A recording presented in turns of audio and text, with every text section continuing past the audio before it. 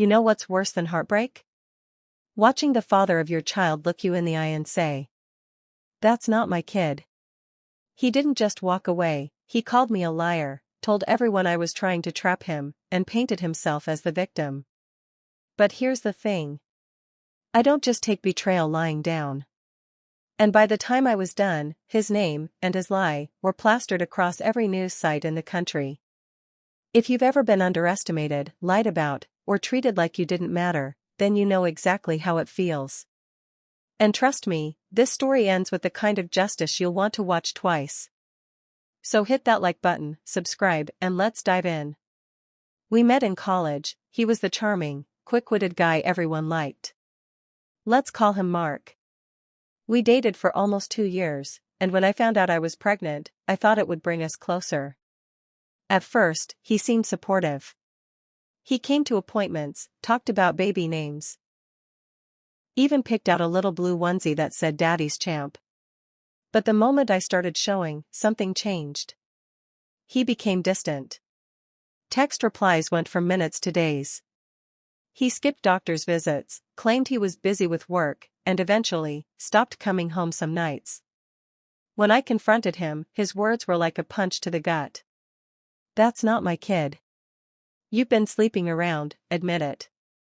I stood there, my hands trembling, my heart pounding so hard I thought it might crack my ribs. I tried to speak, but my throat felt like it was closing. He didn't just leave, he made it his mission to smear me. Friends stopped calling. Mutual acquaintances gave me pitying looks. My own brother, who had always been protective, took Mark's side. Mark didn't stop at gossip. He posted on Facebook, publicly, about how I was trapping him, tagging mutual friends so the story spread like wildfire. He painted me as the crazy ex. The worst? My family's trust in me shattered. My mother called crying, asking if it was true. My brother, oh, my brother. He told me I should come clean before I embarrassed myself further. I wasn't just heartbroken, I was furious. But anger is a dangerous thing when you don't have proof. So I kept quiet. I didn't fight his posts online. I didn't try to defend myself to people who already doubted me. Instead, I started planning. Fast forward to the birth.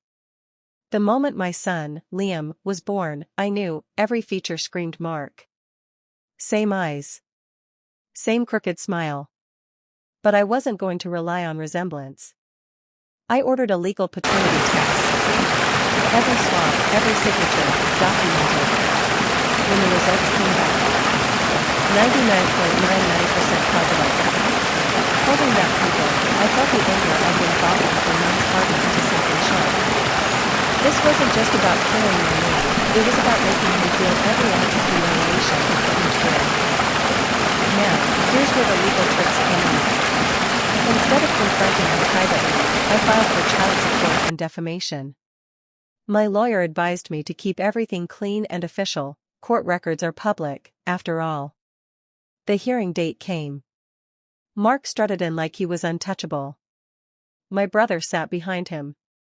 I didn't even look at them. When the judge read the DNA results out loud, the silence in that courtroom was delicious. Mark's smirk faltered. My brother's jaw literally dropped. But I wasn't done. See, the local news had been running a segment on paternity fraud cases. I tipped off a journalist I knew from college, sent her the public court documents. I didn't have to say much, the story sold itself. Within days, headlines read. Local man ordered to pay child support after publicly denying paternity. Mark's own Facebook posts, where he'd called me a liar, were screenshotted and included in the article. They even ran a side-by-side of him and Liam. The resemblance was undeniable. Mark couldn't go anywhere without someone recognizing him. At work, coworkers whispered. Neighbors gave him side-eye. Even his own family, who'd believed his lies, turned on him. The cherry on top? The story got picked up by a national morning show. Not just the local paper, national television. A cheeky segment titled, "Dad Denies Baby. DNA Says Otherwise." I watched the clip, sipping coffee, while Liam cooed in my lap. It was bliss. My brother called later, his voice awkward. "I'm sorry," he said. "I should have believed you." "Yeah," I replied, "you should have." And I hung up.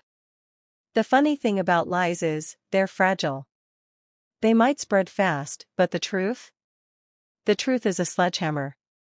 And when you swing it at the right moment, it shatters everything.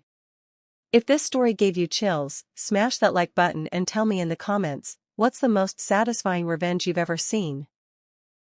And of course, subscribe for more stories where karma gets the last laugh.